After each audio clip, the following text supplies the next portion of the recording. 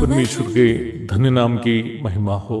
प्रभात मनन के सत्र 2977 में आप सभी का बड़े प्रेम के साथ स्वागत करता हूं। आइए आज के मनन के लिए हम पढ़ते हैं प्रकाशित वाक्य अध्याय 13 पद 12। वह उस पहले पशु का सारा अधिकार उसके सामने काम में लाता था और पृथ्वी और उसके रहने वालों से उस पहले पशु की, जिसका प्राण घातक घाव अच्छा हो गया था, पूजा कराता था। हमारे कल के मनन में हम ये देखे थे कि इन पदों में सूचित किया गया दूसरा पशु झूठे भविष्यद्वक्ता है, जो शैतान के नकली त्रिएकता में शामिल तीसरा व्यक्ति। जैसे परमेश्वर पिता, पुत्र एवं पवित्र आत्मा नामक 3 अलग अलग व्यक्तित्वों में अस्तित्व रखने वाला एकमात्र परमेश्वर है, शैतान भी खुद को ये साबित करने की कोशिश कर रहा है कि वो भी त्रिएक है।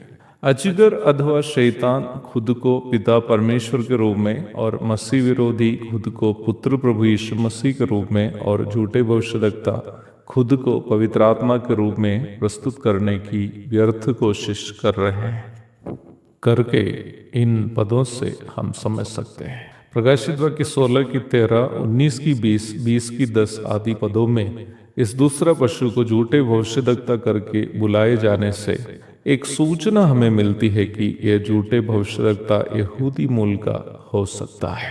इस अभिप्राय के समर्थन में कई प्रमाण हमें पदों से मिलते हैं। पहला प्रमाण है भविष्यद्वक्ता शब्द खास करके इस्राएल राष्ट्र से संबंध रखने वाला एक शब्द है। परमेश्वर का वचन भविष्यद्वक्ताओं के द्वारा यहूदियों को मिलता था। जरा और भी स्पष्ट रूप में बोलूं तो भविष्यद्वक्ताओं के द्वारा जो बातें पहले से कही नहीं गई थी उस पर यहूदी कभी भी विश्वास नहीं करते थे। एक छोटा सा उदाहरण मैं आपके साथ साझा करना चाहता हूँ। बहुत सारे, यहाँ तक मसीहियों में भी कई लोग सोचते हैं कि विवाह के पूर्व गर्भवती हुई मरियम को यूसुफ इसलिए स्वीकार किया था क्योंकि स्वर्गदूत आकर उनसे बात की थी। ये सोच पूर्णतया गलत है। यूसुफ एक धर्मी इंसान था अथवा परमेश्वर की न्याय व्यवस्था के अनुसार भक्ति का जीवन बिताने वाला एक व्यक्ति था।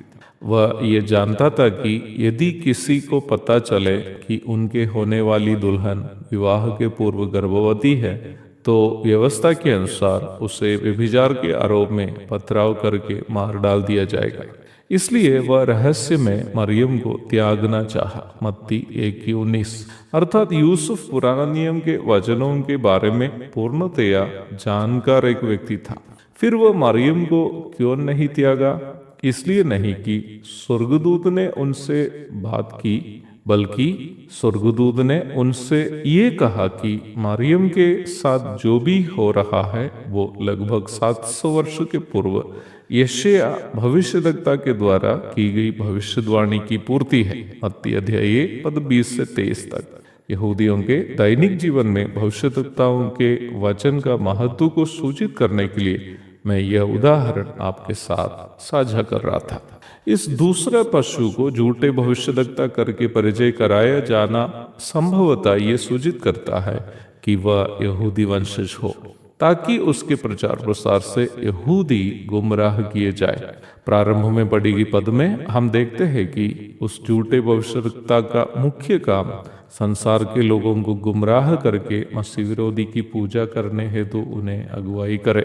और पद में हम ये भी देखते हैं कि इस कुकर्म करने के लिए झूठे भविष्यद्वक्ता को मसीह विरोधी से सारा अधिकार भी मिल जाता है। इसका मतलब मसीह विरोधी एक तानाशाह के रूप में जब शासन करता है तो निम्न झूठे भविष्यद्वक्ता संभवतः मसीह विरोधी का एक ऑफिशियल स्पोक पर्सन अथवा औद्योगिक प्रवक्ता के रूप में कार्य करेगा। यह भी सरकार का हिस्सा होने के कारण उन्हें सभी प्रकार के औद्योगिक सौभाग्यताएं अपने कुकर्म करने के लिए मिल जाएगा। वर्तमान भारत में भी आप ये देख सकते हैं कि अधिकार में बैठने वालों की तारीफ करने वालों को सरकार में किसी न किसी प्रकार के पद मिलती है और वह उन सौभाग्यताओं का आनंद उठाते हुए शासक की तारीफ करते रहेंगे। हम वर्तमान में इसे PR वर्क आदि कहते हैं। महाक्लेश काल में झूठे भविष्यद्वक्ता एक प्रकार मसीह विरोधी का प्रवक्ता होगा और उसका एक धार्मिक चेहरा भी होने के कारण लोग उसका जल्द अंगीकार भी करेंगे। इस विषय में और भी बहुत सारी बातें सीखने के लिए बाकी है। प्रभु की इच्छा हुई तो आने वाले मननों में निम्न बातों की भी चर्चा हम अवश्य करेंगे। प्रभु आप सबको आशीष दे। आमीन।